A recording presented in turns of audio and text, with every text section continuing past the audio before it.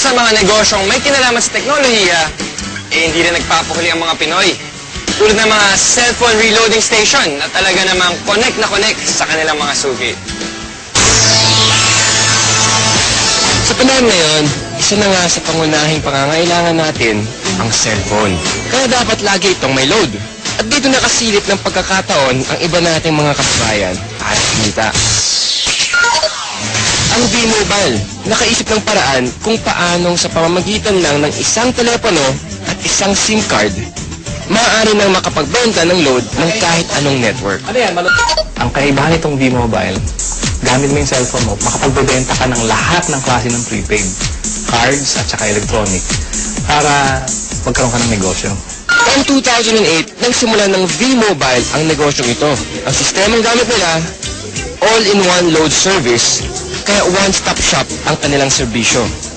Kailangan mo rito, at least meron kang cellphone, meron kang maliit na puhunan, hindi mo kailangan ng malaki, although pwede rin maging malaki ang puhunan mo.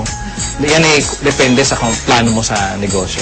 Kung gumagamit ka ng internet, napakasimple lang gagawin mo. Punta ka sa aming www.loadextreme.ph. Tapos pag nakita mo na itong website nito, dibawa yung online loading, kiklik mo, lalabas dyan yung aming dialog box. I-enter mo yung account mo, papasok mo.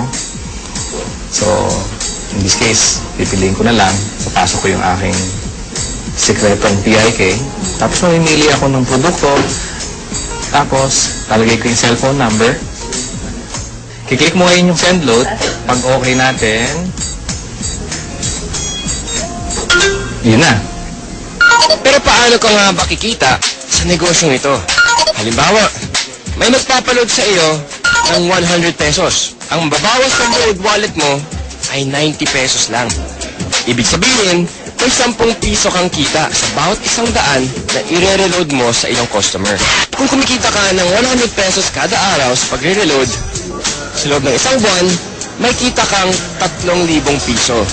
Anip, tulad ni Peewee, na nakatuwaan lang daw noong una ang reloading business. Kasi nabuhat kami, nung nag-start kami noon, magbabarkada lang kami. So every night magkakasama kami.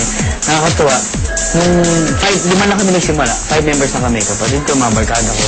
Tapos may nagulat ako, yung 5 tao nagsimula niya. Ngayon, ano na kami? Almost 100,000. So actually, nag-drag pa siya ng 100,000 members. Ngayon, sa simpleng pagpindot-pindot lang daw niya ng cellphone, kumikita raw si Peewee ng mula 1,000 hanggang 5,000 piso kada linggo.